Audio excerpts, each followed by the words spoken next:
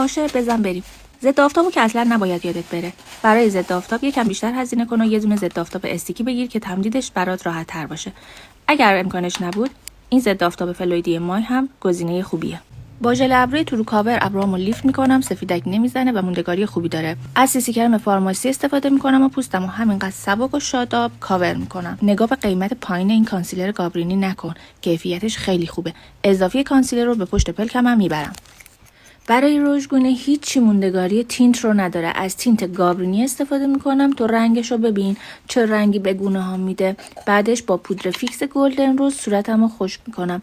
از رژگونه قهوه‌ای شون و یک کارت بانکی استفاده میکنم و میذارمش گوشه چشمم و اینجوری پف اول صبح پلکم رو میگیرم. بعدش با سایه تکیه مشکی مای و قلم سرکش یه خط چشم محو 3 سوته میکشم.